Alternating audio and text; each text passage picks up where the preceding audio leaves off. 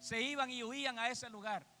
Aparte de que vivía gente, hermanos, de que no era tomada en cuenta, la Biblia describe que ese lugar era un lugar donde había sido maldecido. La tierra era una tierra árida, no llovía, se podía cultivar, pero nada se cosechaba en ese lugar.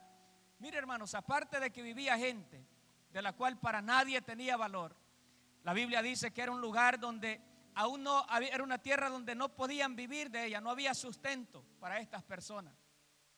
Ahora Lodebar es mucho más que una aldea allá en Israel en el Antiguo Testamento.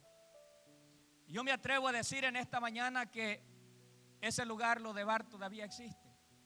No literalmente como existió en el tiempo antiguo, en el tiempo de Israel, pero yo puedo decirle que este lugar todavía existe psicológicamente, donde como iglesia, note lo que le voy a decir, como iglesia hemos nosotros sido hasta cierto punto protagonistas de ese lugar. Le digo que existe psicológicamente. En lugar de ir y sacar a personas de Lodebar, la iglesia ha sido la que ha enviado personas a ese lugar. Hemos perdido la visión. Jesús, cuando anduvo en esta tierra, él fue bien claro. Él quiso que la gente supiera por qué había venido él. El Evangelio de Juan, capítulo 3, todos conocemos Juan 3:16, pero si usted lee el 17, Jesús hizo una aclaración que es muy importante que la tomemos en cuenta en esta mañana, donde Jesús dijo: porque no envió Dios a su Hijo al mundo para condenar al mundo, sino para que el mundo sea salvo por él. Pero el problema es que la iglesia ha perdido. Y cuando digo iglesia, no estoy hablando solo de nosotros, no estoy hablando de solo cristianos. Hablo de la iglesia alrededor del mundo, todos aquellos que profesamos creer en el Dios verdadero. La iglesia ha perdido la visión. Jesús dijo: no he venido a condenar al mundo. Pero ¿qué es lo que hace ahora la iglesia? Condenamos. Enviamos a personas allá a Lodebar, donde la gente se acompleja y dice: bueno, estos tienen razón, no estoy al nivel de ellos, no estoy a un nivel hablando moralmente a esa altura. Yo soy un pervertido, un mal hablado, hablo obscenidades, no puedo hablar una oración sin usar palabras obscenas, sin decir malas palabras, soy un borracho. Entonces la gente se ha acomplejado, pero parte hemos sido nosotros, la iglesia. Hablando Jesús en Lucas capítulo 19 versículo 10, Jesús dijo: el Hijo del Hombre vino a buscar y a salvar lo que se había perdido, no a condenar. Pero parte, hermanos, de lo que la iglesia ha hecho ha perjudicado, porque nos hemos dedicado a calificar a las personas, donde nos sentamos muchas veces y decimos: ¿quién puede entrar o no a la iglesia? Hay iglesias donde no le dejan entrar por su manera de vestir, aunque sea la primera vez, aunque usted llegue de invitado como amigo. No, ellos han puesto ciertas normas donde ahí nadie puede llegar con chores, ahí nadie puede llegar con una minifalda. No, si usted viene con jeans no puede entrar. Pero ¿quién le ha dado a la iglesia esa autoridad de calificar y decir o poner cierto nivel moral o ciertas reglas? Donde hay iglesias, hermanos, donde tienen un estándar moral, hermanos, bastante alto, que en la mayoría de los casos ni ellos pueden cumplir. Jesús fue bien claro cuando hablaba con los religiosos de su tiempo, donde les dijo a aquellos hombres religiosos: ustedes, les dijo, ponen cargas que ni ustedes quieren mover con un dedo, difíciles de llevar, donde, hermanos, exigimos de la gente cosas que nosotros no podemos cumplir. Y esto, hermanos, al poner un estándar moral bien alto, impedimos que las personas se acerquen a Dios. En vez de la iglesia ser de bendición, somos tropiezos. En vez de la iglesia, hermanos, hacer lo que Jesús dijo: ir a buscar al necesitado, al desahuciado, al que está en Lodebar, lo enviamos nosotros allá. No, tú no estás a mi nivel. Tú vives en una condición donde no es aceptable moralmente, eres un homosexual, eres un adúltero, estás viviendo con la mujer que no es tu esposa. No, tú no estás, no puedes ser parte de mi círculo. ¿Cuántos hemos hecho eso como iglesia? Y me incluyo yo. Hay ciertos requisitos, le decimos a las personas, que debes llenar para poder acercarte a Dios. Imagínese usted, hay ciertos requisitos que debes llenar. Esto ha creado un prejuicio en las personas, un prejuicio en contra de los cristianos o en contra del cristianismo, que mantiene a las personas, como he dicho anteriormente, alejadas de la iglesia y alejadas de Dios. Aquel lugar donde Jesús dijo, la iglesia es un hospital. Los enfermos, donde llegan los enfermos para ser tratados, se ha cerrado y se le ha cerrado la puerta a las personas. En vez de sacar a las personas de Lodebar, nosotros las hemos enviado. Por eso que usted verá que muchas personas van a la iglesia o ven la iglesia, como un club de gente buena, donde ahí solo llegan los buenos, donde ellos no encajan. No, ahí va la gente que no miente. Ahí va la gente que se viste bien. Ahí va la gente que no dice malas palabras. Ahí va la gente que no hace cosas malas. Ahí va la gente santa. Así creen muchas personas. Tienen ese concepto de la iglesia. Por eso que escuchamos frases de personas a veces cuando los invitamos, donde muchos dicen, no soy lo suficientemente bueno para ir a la iglesia. Otros dicen, hay cosas que necesito arreglar primero en mi vida para poder ir a una iglesia. Otros dicen, no tengo ropa adecuada para ir a la iglesia. Quisiera buscar a Dios, pero no califico. No califico. De los que estamos sentados en esta mañana, yo quisiera preguntar, ¿hay alguien que califica? Porque el problema es que 10, 15, 20 años en una iglesia, como que se nos mete un espíritu de superioridad, de ser superiores, y como que ya alcanzamos un nivel donde otros necesitan llegar a mi nivel. Y vemos a las personas de una manera donde tú no encajas. Está bueno que nos visites, pero para ser parte de nuestro grupo o para asociarte con nosotros tienes que llenar ciertos requisitos. Entonces la gente dice, no, el estándar es muy alto. El nivel moral es muy alto, yo no califico. Yo vengo de una vida donde he sido maltratado, dicen las personas, mi hogar destruido, mi matrimonio, mis hijos en la cárcel, un solo desorden. Pensé que me iban a ayudar, pero no califico. No puedo asociarme o no puedo ser parte del círculo. Muchas veces, hermanos, incluso nosotros, los que ya tenemos años en las iglesias, estamos en una iglesia, pero hay personas que se sienten como un cristiano de segunda clase. Por el pasado, por los errores que cometió. Y aquel que nació en el evangelio se siente superior porque dice, pues gracias a Dios, yo nunca cometí las cosas que tú hiciste. Así es que yo soy más querido por Dios que tú. Pero ¿dónde dice eso la Biblia? Y en vez de, hermanos, ayudar a aquellas personas, las enviamos a Lodebar. La persona se acompleja y dice, es cierto, yo soy un fracasado, soy la oveja negra de la familia.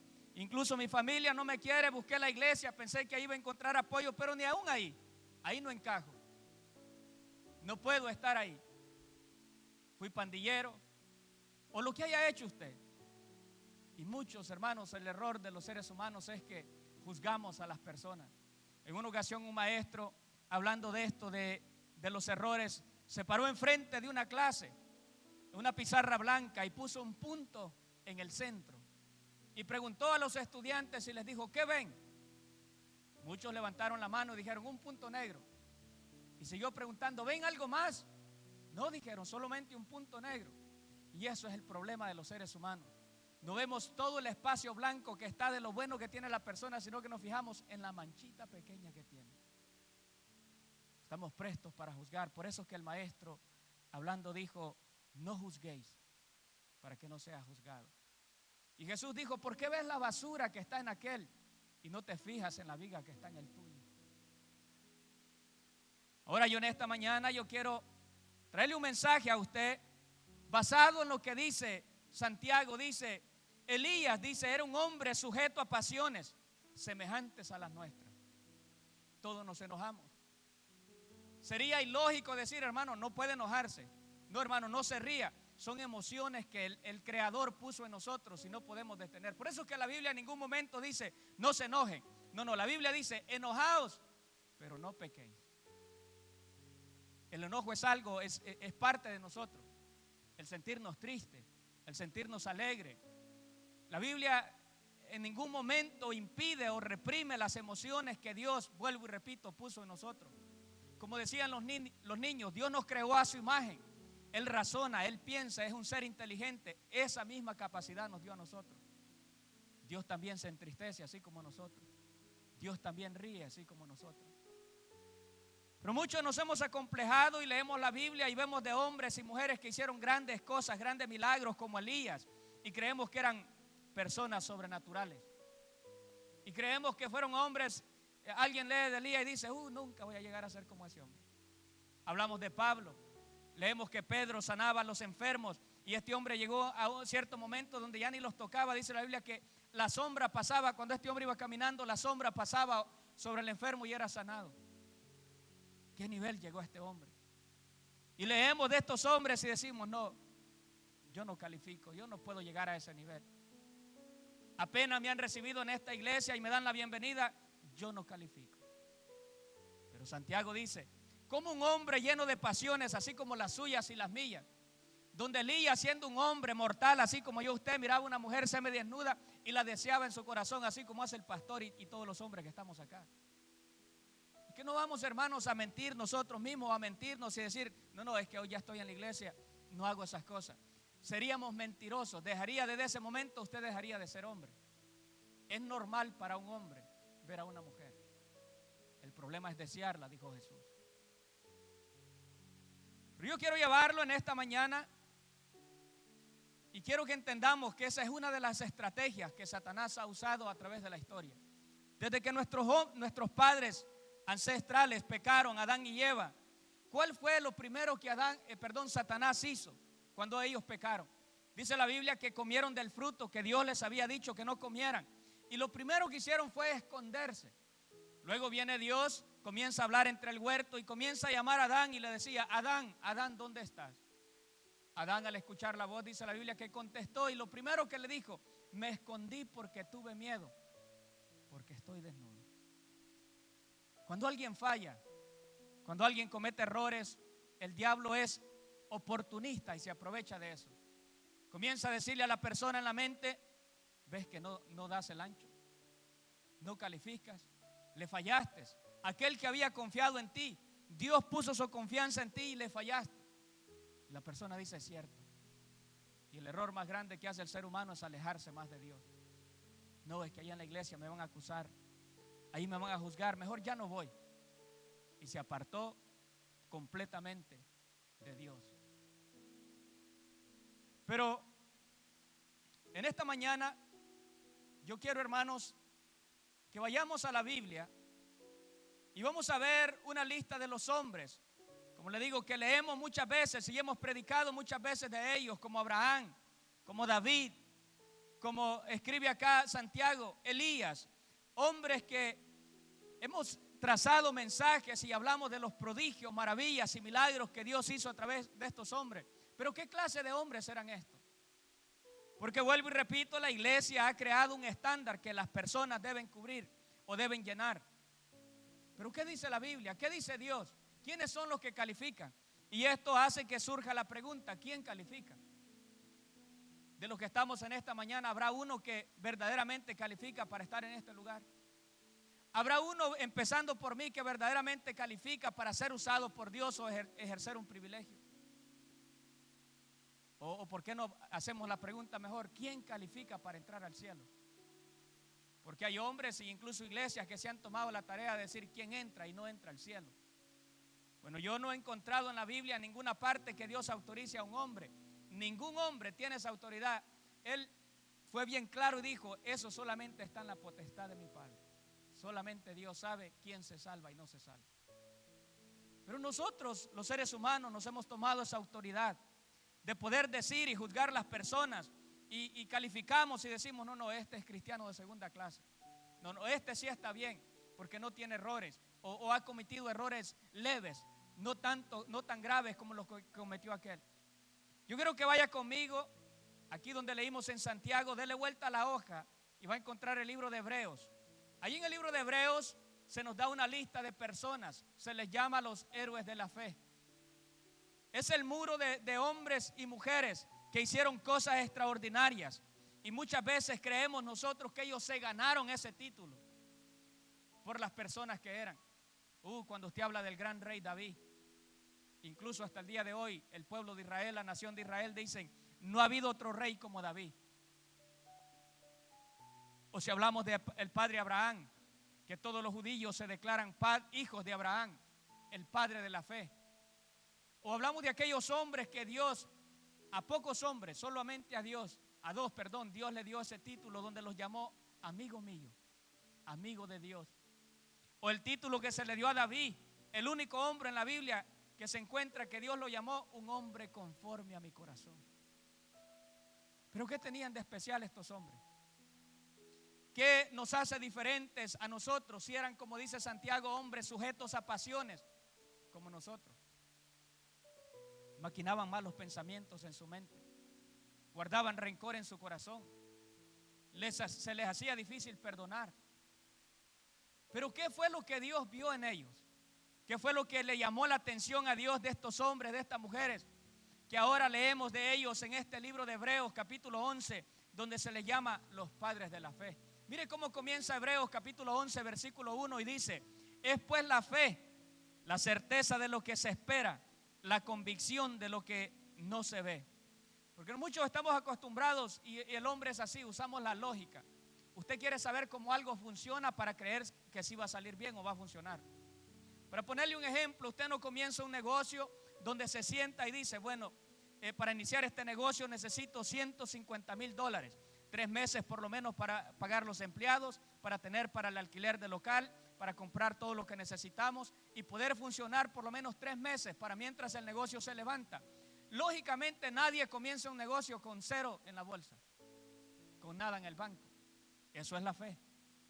La fe es donde usted inicia algo sin saber cómo va a funcionar, sin saber cómo va a salir adelante, pero usted sabe y cree que Dios le va a ayudar a salir al otro lado. Eso es lo que está diciendo el escritor de Hebreos. Es pues, dice, la fe, la certeza de lo que se espera, la convicción de lo que no se ve. Pero quiero enfocarme en el versículo 2, porque por ella alcanzaron, note, buen testimonio los antiguos. Por la fe alcanzaron buen testimonio. Quiere decir que estos hombres no se ganaron este título de héroes de la fe por haber sido buenos, o por el estilo de vida que llevaban, o por el testimonio, o por las cosas que hicieron, o los errores que no cometieron. No se ganaron este título. Porque luego el escritor de Hebreos comienza a mencionar algunos de ellos, y salta conmigo al versículo 6 ahí de Hebreos. El versículo 6 dice: pero sin fe es imposible agradar a Dios. Note esto: porque es necesario que el que se acerca a Dios crea que le hay y que es galardonador de los que le buscan. Sin fe es imposible agradar a Dios. Pero vamos a la lista de estos hombres. Veamos qué clase de hombres eran estos, a ver si nosotros nos parecemos o llegamos al nivel de ellos.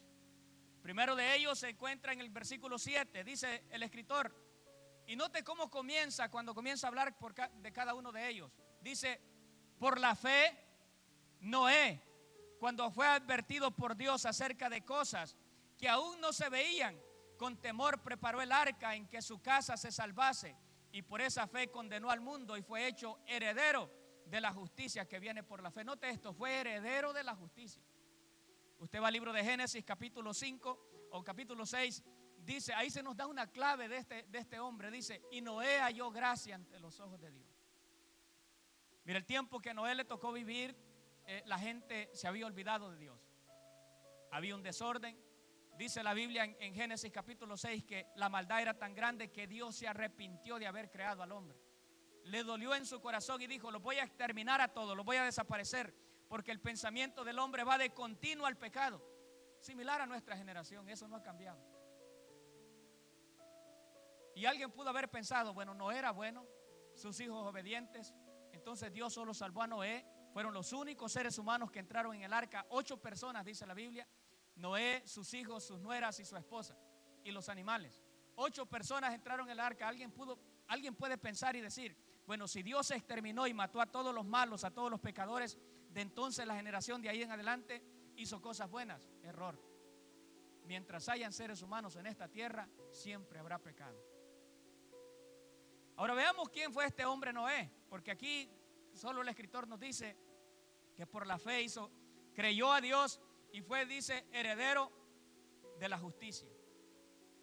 Si usted lee la historia detenidamente de Noé, después que construyó el arca, pasó el diluvio, comenzaron a bajar nuevamente las aguas, todos los seres vivos habían muerto, los que no entraron en el arca murieron, hombres como animales. Luego dice la Biblia que Noé salió del arca a los 40 días y construyó una viña, uvas, y hizo vino. Y dice la Biblia que se embriagó, se emborrachó. Este viejito se puso una zumba, una borrachera que perdió el conocimiento. A tal grado dice la Biblia que se desnudó y se quitó toda la ropa y sus hijos lo vieron desnudo y se burlaron. Bueno, uno de sus hijos lo vio desnudo, luego los otros por no verlo fueron de espalda y lo cubrieron. Cuando él ya le había pasado la zumba, como decimos en buen salvadoreño, la goma, y le contaron lo que había sucedido, ¿sabe lo que hizo? Maldijo a su hijo. Ese fue Noé. Alguien quizás dirá en esta mañana, bueno, no soy tan diferente a Noé. Yo también me ponía unas que ni me acordaba lo que hice la noche anterior. ¿Se da cuenta que no somos tan diferentes? Pero tenemos ese concepto que no calificamos. Usted lee de Noé y dice, no, Noé construyó el arca con hombre que tenía temor de Dios.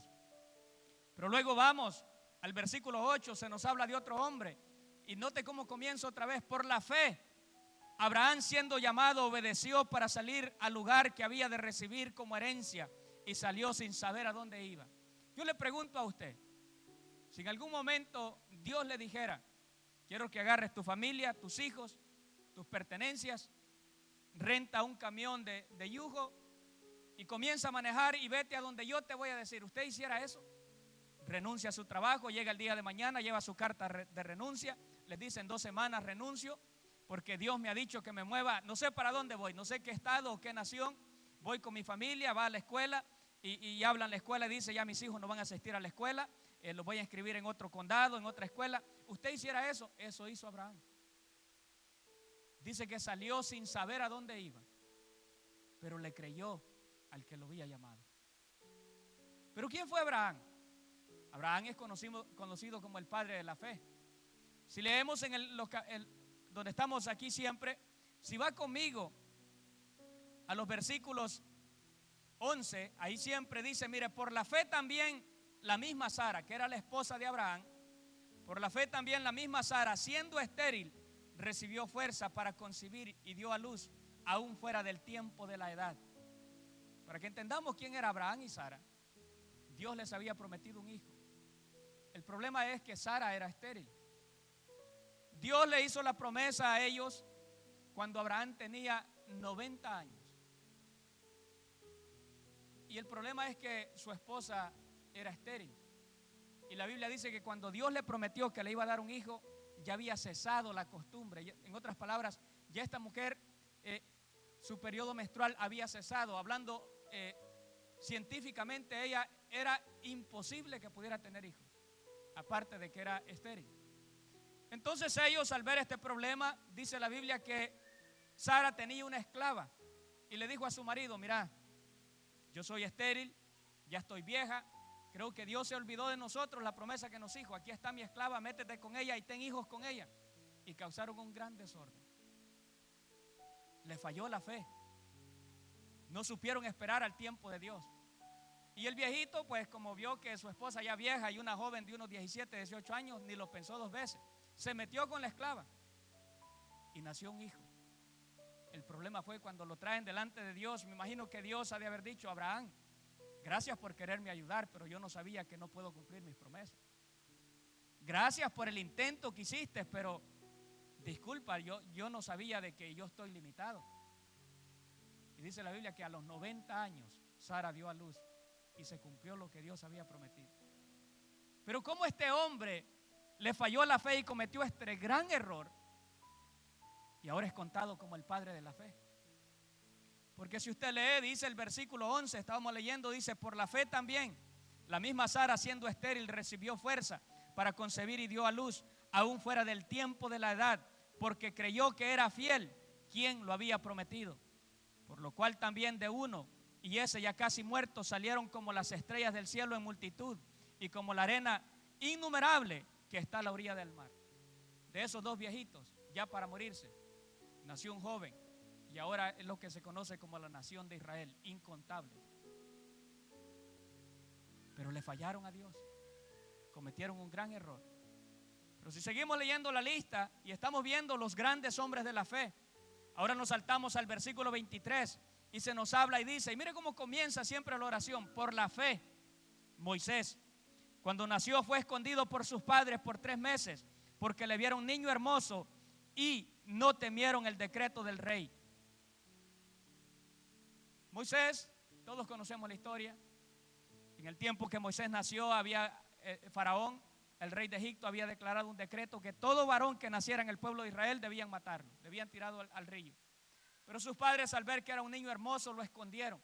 Pero cuando vieron que ya no podían esconderlo más, todos conocemos la historia, lo pusieron en una canastita en el río, lo encontró la hija de Faraón, ella lo creció, pero Dios tenía un propósito con este hombre. El problema es que estando en el palacio de Faraón, allí fue instruido en las leyes de Egipto, fue instruido en toda la ciencia que tenía en Egipto, pero él sabía y nunca se le olvidó que él era del pueblo de Israel. Porque mire esto, lo encontró la hija de Faraón, pero era un niño pequeño. Entonces buscó entre el pueblo de Israel a una mujer que pudiera darle pecho y crecerlo. Y contrató a la misma madre de Moisés. Ella lo creció. Ella le enseñó: hijo, nunca se te voy a olvidar que tú eres del pueblo de Israel. Tuvimos que esconderte y hicimos esto, y eso él lo guardó en su corazón. Cuando ya era adulto, de unos 40 años aproximadamente, dice la historia de que Moisés vio a un egipcio golpeando a uno de sus hermanos. El pueblo de Israel era esclavo en Egipto, y lo defendió y golpeó al egipcio y lo mató. Ese era Moisés, un asesino. Al ver que lo habían descubierto, la Biblia dice que se fue huyendo y llegó al desierto de Madián. Ahí se escondió Moisés, el gran Moisés, el que abrió el mar rojo, sacó al pueblo de Egipto y lo llevó por el desierto por 40 años. Un asesino había matado a alguien. Alguien quizás en esta mañana tiene esos antecedentes y siempre se ha sentido y ha dicho: no, es que yo no califico. El pecado que yo he cometido no tiene perdón. Pues déjeme decirle, el gran Moisés, el que escribió la ley, el que subió al monte a hablar con Dios, Dios le dio la ley y ni aún él pudo cumplirla. Ahora leemos de él, el gran Moisés. Ahora, los que hemos visto hasta este momento, le pregunto yo a usted, según nuestro criterio, ¿califica uno de estos hombres? ¿Califica uno de estos hombres para estar en esta lista? Porque seguimos leyendo en el versículo 32, se nos dice el escritor: ¿y qué más digo? Dice, porque el tiempo me faltaría contando de Gedeón, de Barak, de Sansón. ¿Quién era Sansón? Sansón era un hombre superdotado con fuerza. Dios le dio, y este hombre debía de obedecer un pacto, se llamaba el pacto nazareo, donde no podía cortarse el cabello. Pero todos conocemos la historia. Se conoció una mujer del pueblo enemigo que lo engañó, le cortaron el pelo, le sacaron los ojos, desobedeció a Dios. Pero aún aquí se habla de este hombre, Sansón. Y dice el escritor, Sansón dice, de Jefte. Y ahora nos habla de David, el gran rey David. El rey David, leemos 150 salmos, que la mayoría fueron escritos por él. Hombre que escribió cánticos, hombre que a través de la Biblia Pablo habla de él, incluso Jesús habló de él. Un hombre reconocido a través de la historia. Pero ¿quién fue David? ¿Sabía usted que David también fue un asesino? La Biblia dice que siendo él rey, en una ocasión salió el ejército que él tenía a la guerra, pero él decidió quedarse, mandó a sus generales, a su ejército a la guerra, y él se quedó en el palacio. Una tarde descansando, estaba en la azotea de su casa y vio a una mujer bañándose. Cuando la vio, dice la Biblia que era una mujer hermosa. David preguntó y dijo: ¿quién es esa mujer? Tráiganla a mi palacio. Y los sirvientes le dijeron: no, David, es una mujer casada y su marido se llama Urías, no puedes tocarla. David no obedeció y dijo: tráiganla. Sucedió lo que sucedió con esta mujer. A los días le mandó a decir: David, estoy embarazada. Ese era el rey David. Pero alguien dirá, ¿verdad? Bueno, ya me descubrieron, mi esposa se va a dar cuenta, pues voy a confesar todo. No, ese no era David. ¿Sabe lo que hizo David? Mandó a llamar al marido, lo trajo al palacio, le dio de tomar vino, lo emborrachó, lo embriagó y lo mandó a su casa, según él creyendo: ve a tu casa, pasa tiempo con tu esposa, para que él se hiciera cargo del niño. Pero este soldado, siendo obediente, todavía manteniendo su integridad. Dice la Biblia que este hombre Urías dijo: ¿cómo yo voy a ir a estar allá con mi esposa en mi casa cuando mis compañeros están peleando en la guerra? No, no puedo hacer eso. Y dice la Biblia que se quedó a dormir en las gradas del palacio y no fue a su casa. El siguiente día le dieron la noticia a David. Entonces David dijo: no, pues no queda otra que deshacerme de esto. Hizo una carta y en esa carta se la mandó a su general y se la dio al propio Urías en la mano y le dijo: lleva esta carta y dársela al general del ejército. En la carta decía: quiero que me pongas a Urías al frente del ejército y ataquen al enemigo. Cuando el enemigo ataque, retrocedan y déjenlo solo. Yo siempre digo algo: si este hombre Urías, este soldado, hubiera sido salvadoreño, no se muere. Ese hombre abre la carta y la lee. Pero Urías, obediendo, dice la Biblia que tomó la carta, se la entregó a su general sin saber que llevaba su pena de muerte. Y el general, las leyes no se discuten, obedeció lo que el rey decía. Atacaron, dejaron a Urías solo y esa tarde murió. Le dieron la noticia al rey. El rey tranquilo dijo al rey David: bueno, esto ya se acabó, aquí arreglé el problema. Mandó a traer la mujer de la casa de Urías, la trajo a su palacio y la hizo su mujer. Ahora, David no es que no tenía, ya con esta era la número 8. 8 esposas tuvo David. 8 mujeres. De ese David es que habla la Biblia, dice: un hombre conforme al corazón de Dios.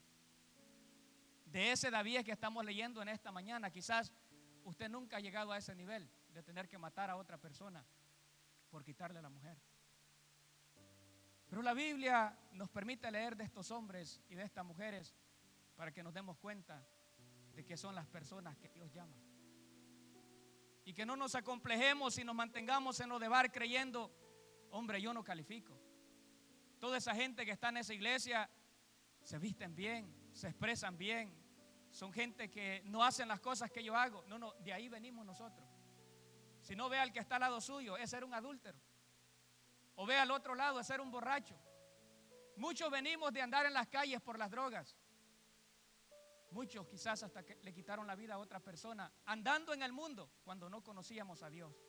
Pero ¿sabe la diferencia de ahora cuando se habla de nosotros? Era un adúltero, era un fornicario, era un pandillero, porque ahora Dios nos ha cambiado y somos irreconocibles. ¿O no le ha pasado a usted cuando lo encuentra alguien de su aldea, de su país o de donde usted se creció y se le queda viendo y le dice: Chepe Luis, ¿sos vos? No te conozco, ¿sos vos? Sí, yo soy. Pero ¿cómo has cambiado? Eras cuando hablabas obscenidades, eras ofensivo, pero ahora ¿cómo te expresas? Qué diferente. Vea que has ido a la universidad porque te comportás como una persona estudiada. No, voy a la iglesia y Dios me ha cambiado. Ahora la gente, para ellos somos irreconocibles. Después que los amigos lo iban a traer allá al parqueo todo orinado, vomitado, después que se había emborrachado. ¿Se recuerda? No somos tan diferentes a estos hombres. Pero yo dejé de último a una mujer que se lleva el primer lugar en esta lista. Y está en el capítulo 32. Dice la Biblia, el 31, perdón. Por la fe Rahab. Note el título. Cada vez que usted lee en la Biblia el nombre de esta mujer, se le da el título de la profesión que ella ejercía. Porque la Biblia no quiere que quede, que nosotros no nos demos cuenta qué clase de mujer era esta. Mire cómo dice el 31. Por la fe Rahab, la ramera, no pareció juntamente con los desobedientes, habiendo recibido a los espías en paz. Usted lee la historia. Israel estaba a punto de conquistar la tierra prometida. Mandaron espías, y esta mujer acogió a 2 y los tuvo en su casa y les dijo: yo sé que ustedes creen al Dios verdadero, yo sé que ustedes van a atacar esta ciudad. Yo les voy a ayudar con una condición: cuando vengan y hagan guerra a mi pueblo, quiero que me perdonen la vida a mí, a mi padre y a mi familia. Y aquellos hombres aceptaron, y esta mujer confió en ellos y confió en el Dios de Israel. Ahora usted lee, hermanos, de esta mujer Rahab, y siempre vuelvo y repito que se menciona el nombre de ella, se da el título, la ramera. Quizás usted no llegó a ese nivel, no cayó tan bajo cuando andaba alejado de Dios, pero quizás adulteramos, fornicamos, o es de aquellas que quizás no se casó, pues se la robaron y ahora se siente inferior porque no es como la que se vistió de blanco. Mire, todo eso al final sale sobrando. Lo que importa es algo. Y yo quiero decirle en esta mañana, es quien nos ha mandado a llamar a nosotros. Y ese es Dios. Si usted me preguntara en esta mañana, ¿qué tiene de especial esta mujer Rahab? La Biblia dice que era una ramera. Cuando vio a aquellos hombres, aquellos jóvenes, me imagino que pensó de haber dicho, oh, 2 clientes más. No, pero aquellos hombres le dijeron que eran espías y que habían ido a ver cómo estaba el ejército y la tierra que iban a conquistar.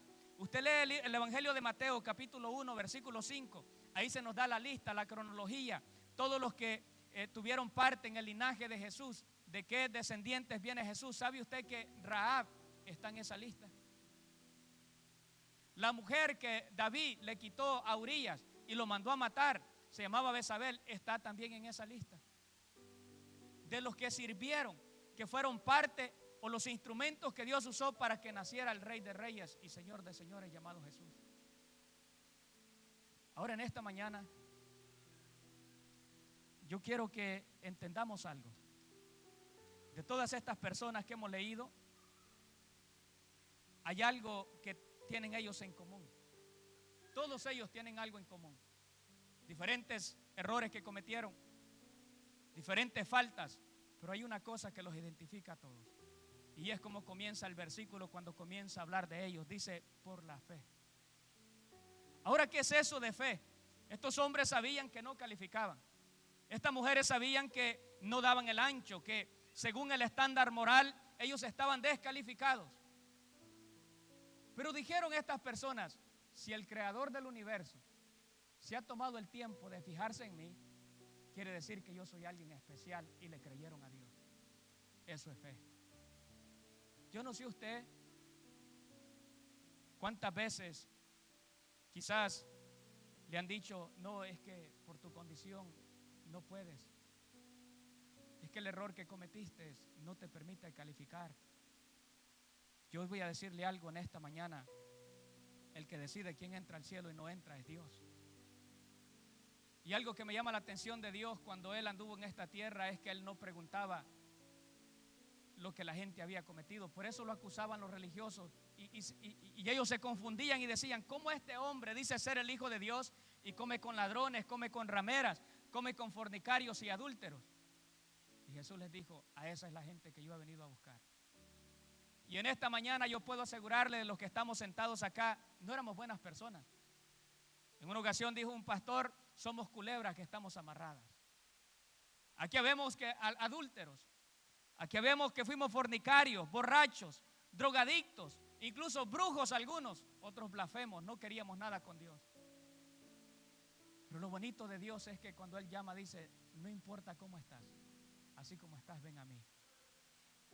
Por eso la gente lo seguía a Él. Y en una ocasión Él dijo, volteando a ver los que le seguían, que eran ladrones, rameras, prostitutas, Jesús le dijo a los religiosos, ¿quieren saber algo? Esta gente va al reino de los cielos antes que ustedes, primero que ustedes. Porque esta gente sabe de que ellos han caído en lo más bajo y necesitan de Dios y han sido despreciados, han estado todo el tiempo en lo de bar, donde nadie se fija en ellos, donde incluso la familia ha dicho, no, tú no das el ancho, tú eres la oveja negra de la familia, tú hasta me da pena decir que eres mi familia. Esa gente era despreciada. Pero luego aparece un hombre reconocido que mucha gente quería conocerlo por los milagros, por las enseñanzas que hablaba, y este hombre les dice, sígueme, ven a mí, yo te voy a hacer descansar. Esta gente llegó a algo que nunca habían esperado, una oportunidad, la oportunidad de su vida, y está ahora en esta mañana. ¿Sabe? Le decía que el diablo, una de las estrategias que usa es que trae la culpa. Y el diablo usará personas y usa personas para hacernos sentir que no calificamos. Y yo quiero llevarlo ya para ir cerrando a una parábola que Jesús refirió. Y la hemos visto muchas veces, pero yo quiero que la tomemos en cuenta en esta mañana. Está en el Evangelio de Lucas, capítulo 15, versículo 11.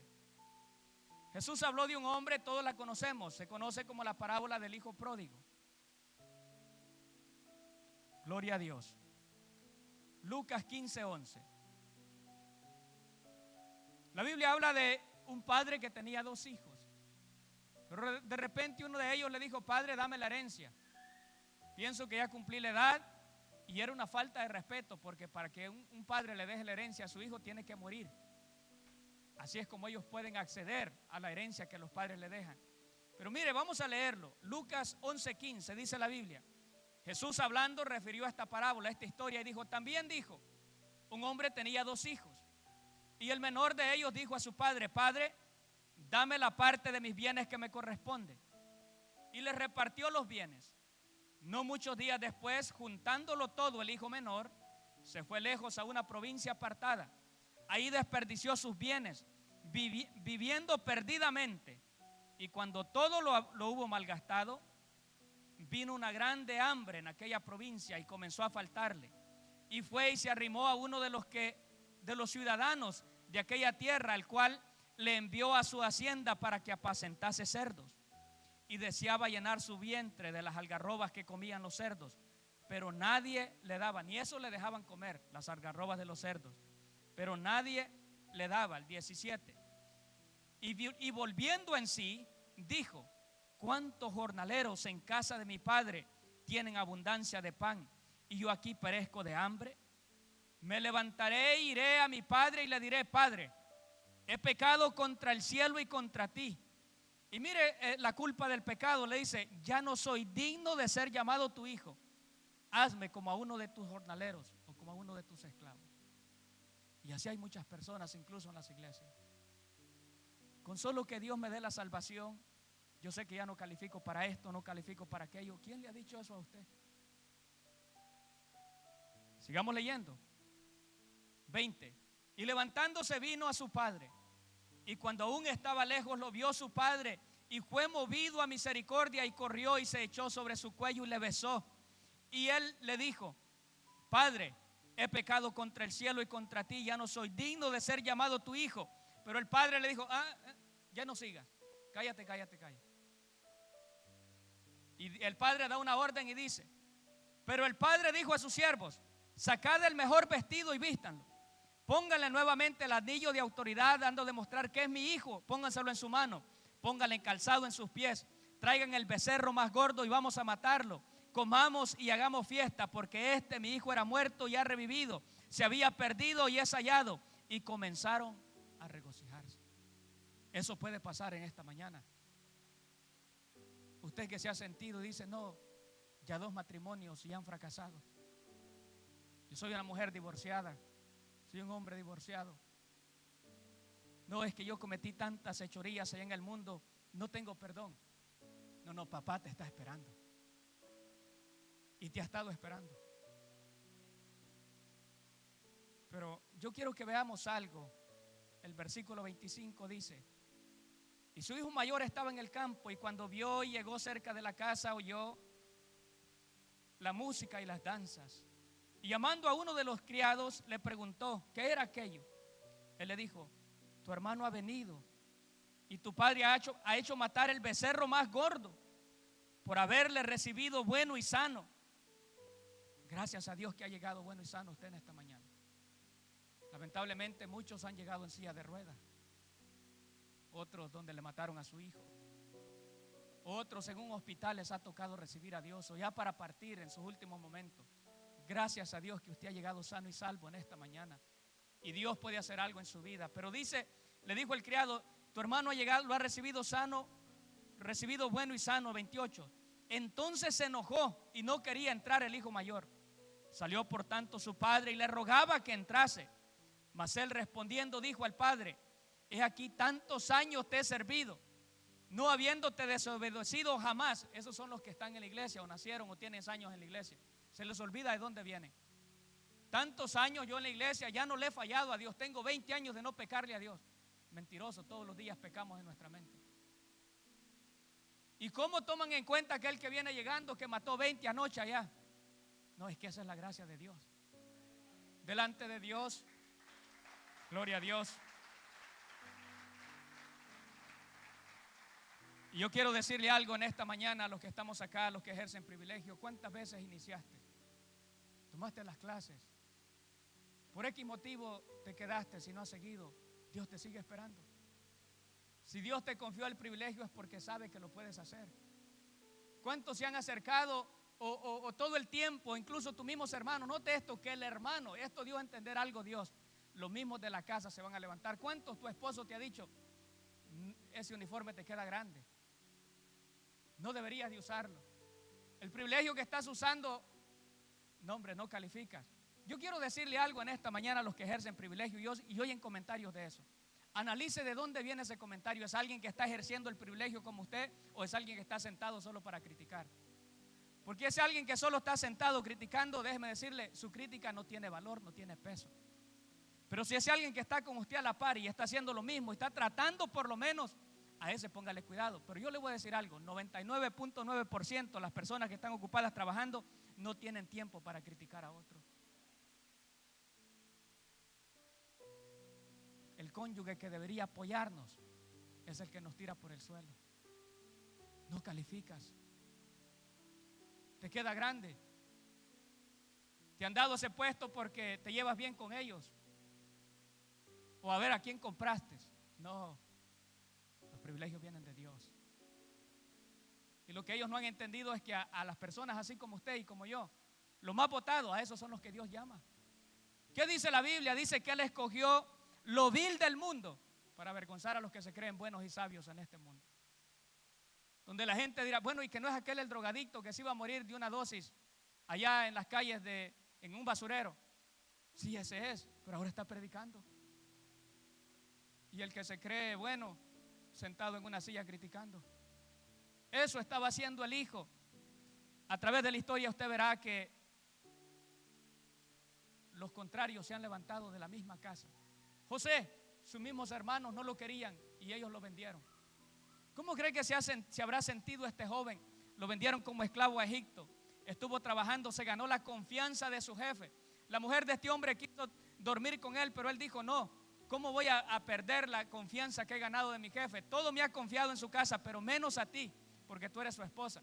Todos conocemos la historia, aquella mujer quiso violarlo, él salió corriendo, lo acusó injustamente, lo metieron a la cárcel. ¿Cómo cree que se habrá sentido este joven?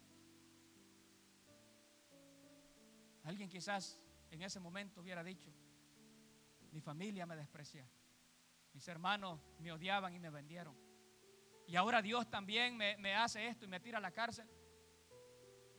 Muchos cuando llegan a ese nivel lo que han hecho es quitarse la vida, se han suicidado. Pero mientras hay vida y esperanza todavía.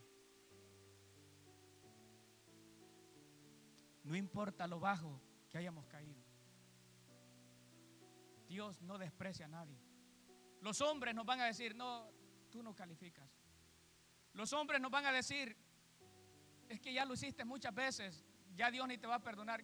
¿Quién sabe o puede decir eso? La Biblia a mí me dice que un corazón contrito y humillado Dios no rechaza.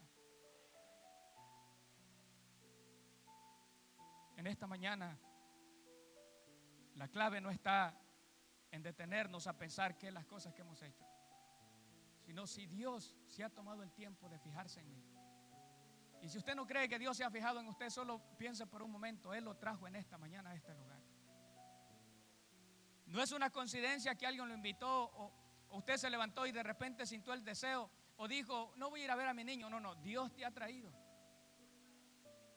Dios te trajo en esta mañana porque quería hablarte. ¿O se te ha olvidado lo que hacías cuando servías a Dios en una reunión familiar? Lo que tus padres te enseñaron. ¿Se te ha olvidado todo eso? Yo sé que has cometido errores, hemos fallado, todos fallamos, comenzando por el pastor, un gran pecador. Mire lo que dice Pablo en 1 Corintios capítulo 1 versículo 26, dice, lo necio del mundo escogió Dios para avergonzar a los sabios, de los cuales yo puedo decir en esta mañana soy el primero. Mire hermano, yo era un gran religioso. Era una tumba blanqueada, nube sin agua que juzgaba a medio mundo. Creía que tenía ganado el cielo y acusaba a personas derecha y izquierda. Pero un día entendí que ni yo califico. Y Dios me humilló, hermanos, y me llevó al fondo y me hizo entender que no estoy en una posición de juzgar, porque así como aquel que mató 20 personas, yo soy tan culpable como esa persona. ¿Cuántos de nosotros no cometemos adulterio en la mente. Veo una mujer, se me desnuda y comienza a desearla en su corazón. Jesús dijo, ya cometiste ese adulterio. Pero muchos nos justificamos y decimos, no, hermano, yo nunca he ido a un hotel con una mujer que no sea mi esposa. ¿Cómo no? ¿Y en su mente? Jesús también dijo, si guardas rencor en tu corazón y no puedes perdonar, no entrarás al reino de los cielos. Se da cuenta que la medida de Dios no es como la medida de nosotros. Por eso es que Dios bajó el estándar y Él no rechaza a nadie. Así como estás, vengamos a Él, dijo Dios. Vamos a ponernos de pie en esta mañana.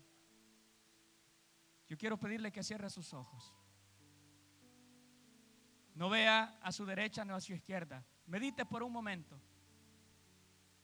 Yo sé que hemos cometido errores. Yo he cometido errores. Si yo fuera medido por el estándar del hombre, yo no merecería estar en este lugar, en esta mañana, acá arriba. Pero Dios vio algo en mí a pesar de mis errores y mis faltas. Dios te sigue esperando. Amigo, no importa el pecado que hayas cometido. Dios te quiere perdonar en esta mañana. Quizás visitaste una iglesia y te hicieron sentir de que no eras bienvenido por tu apariencia, por cómo vistes, estás tatuado o alguien conoce tu pasado. El diablo es experto para recordar el pasado, pero yo quiero decirte algo en esta mañana. Cuando vienes a Cristo, ese pasado se convertirá en un pasado verdadero, donde la gente cuando hable de ti dirá que no era este el malcriado, que no era este el adúltero, que no era este el obsceno, que no era este el pecador, el que traicionaba a su esposa cada vez que tenía oportunidad. Eras y ya no lo eres más. Habrá alguien en esta mañana que quiere atender al llamado de Dios. Dios se ha fijado en ti. Quizás en tu familia han dicho, no eres lo suficiente, no estás al nivel de nosotros para haberte casado con mi hermano o con mi hermana, y te ven como de menos. No te preocupes. Yo te voy a decir algo en esta mañana. No hay familia perfecta. Así como tú tienes errores y tu familia tiene errores, también la familia de ellos. Oh Señor, el diablo pone un temor. El pecado pone un temor en el corazón del hombre y te esclaviza y te dice, no, lo que hiciste no tiene perdón. Tú eres culpable de tantas muertes, no tienes perdón. Cuando anduviste en la pandilla, hiciste tantas cosas, no tienes perdón. ¿Quién dice eso? El diablo dice eso, pero Dios te dice en esta mañana, no importa, hijo, no importa lo que hayas hecho, yo te estoy esperando con los brazos abiertos en esta mañana. Usted lee a través de la Biblia, como dijo Santiago, hombres sujetos a pasiones, todos ellos cometieron errores, pero ahora leemos de ellos. Solo créele a Dios. Lo que hizo la diferencia fue la fe. Dios te va a llevar a hacer cosas que nunca te has imaginado. Oh, vamos a cantar esta alabanza.